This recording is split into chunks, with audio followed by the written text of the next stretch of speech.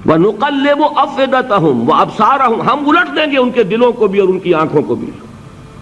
کیوں؟ كَمَا لَمْ يُؤْمِنُوا بِهِ أَوَّلَ مَرَّةٍ، اس لیے کہ وہ پہلی مرتبہ جب انکشاف حق ہوا ہے وہ ایمان نہیں لائے. اس کا میں ایک واقعہ آپ کو سنانا چاہتا ہوں کہ کس طرح صحابہ کرام پر بھی وقتی طور پر یہ واقعہ اگر صحابہ کرام کا نہ ہوتا تو یہ حقائق سمجھ میں نہ آتے.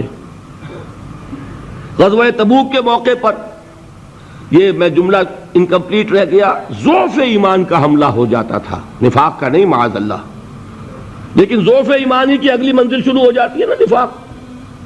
جہاں جھوٹ بولنا شروع کیا نفاق، جھوٹی قسمیں کھانی شروع کی سیکنڈ سٹیج، اور جہاں مومنین صادقین سے بغض اور عداوت پیدا ہو گیا وہ تھرڈ سٹیج. تو وہ ضعف ایمان کا کیسے ہوتا ہے یہ حضرت کعب ابن مالک نے بڑی تفصیل سے بیان کیا ہے.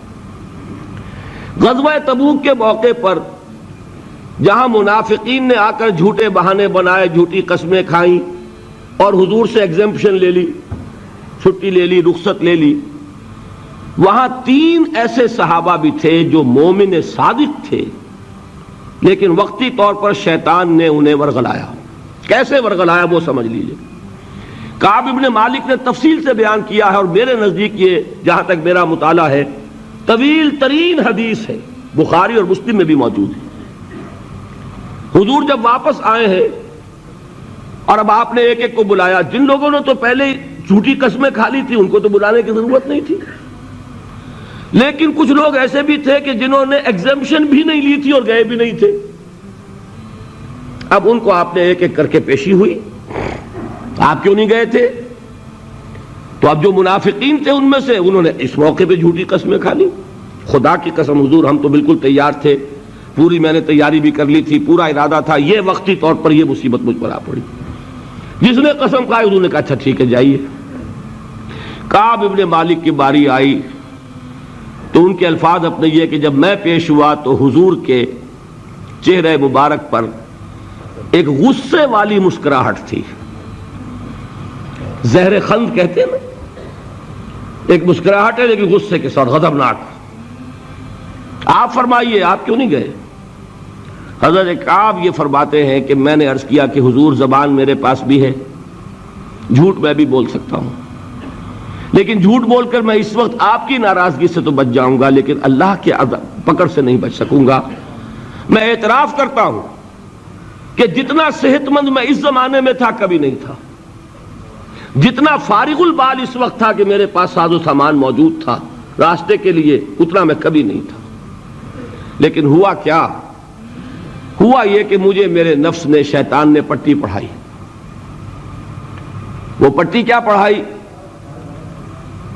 کہ حضور تو 30,000 کے لشکر کے ساتھ چلیں گے تو لشکر تو سلولی موو کرے گا نا، تمہارے پاس بڑی تکڑی، بڑی توانا صحت مند اونٹنی ہے، تم ذرا 2 دن بعد چلنا تیزی کے ساتھ اور حضور سے مل جانا. بس یہ تاخیر کا حربہ. تو انہیں خیال آیا کہ ابھی 2 دن گھر کی ٹھنڈی چھاؤں ہے، میں یہاں پہ جو آرام ہے وہ کر لوں. مجھے جگر کا شعر یاد آیا ہے کہ تپتی راہیں مجھ کو پکاریں، دامن پکڑے چھاؤں گھنیری. ایک طرف فرض کی پکار ہے، اس میں تو ظاہر بات ہے کہ وہ تپتی راہیں ہیں. لا تنفروا فی الحر سنا چکا ہوں آیت. یہاں گھر میں، نخلستان میں، کھجوروں کی چھاؤں میں، اہل و عیال میں یہ ٹھنڈی چھاؤں جو ہے یہ پکڑ رہی ہے. بھائی 2 دن ٹھہر کے چلے جانا، ٹھیک ہے، کوئی نیت میں خرابی نہیں ہے نا. اس کے بعد پھر جب ابھی 2 دن اور ٹھہر جاؤ، یہ تو بڑا لمبا سفر ہے، ذرا تیز اور دوڑ لینا. تو فرماتے ہیں کہ حضور میں اسی طریقے سے تاخیر و تعویق میں پڑا رہا، یہاں تک کہ ایک روز اچانک مجھ پر یہ چیز منکشف ہوئی کہ تو میں چاہے کتنا بھی تیز چل لوں میں آپ سے نہیں مل سکتا. میرے اعصاب ڈھیلے ہو گئے، اس طرح میں محروم رہ گیا.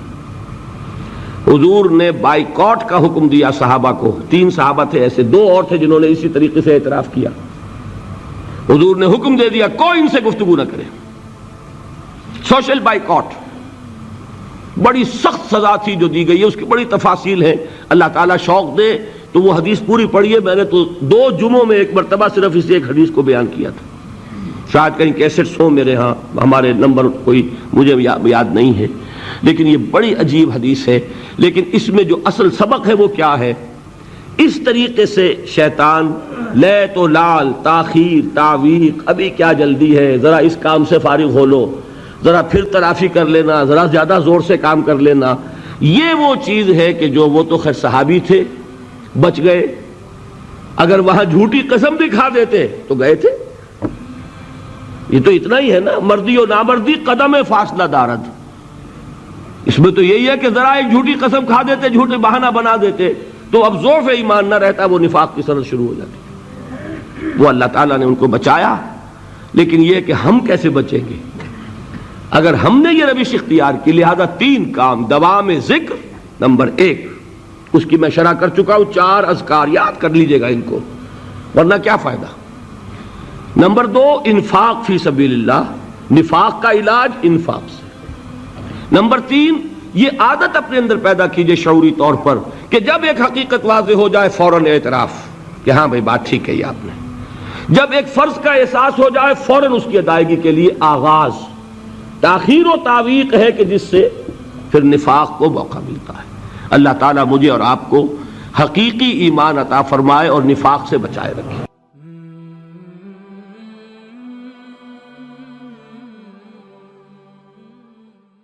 مزید ویڈیوز کے لیے ہمارے چینل ہاؤس آف اسلام کو سبسکرائب کرنا نہ بھولیے. شکریہ.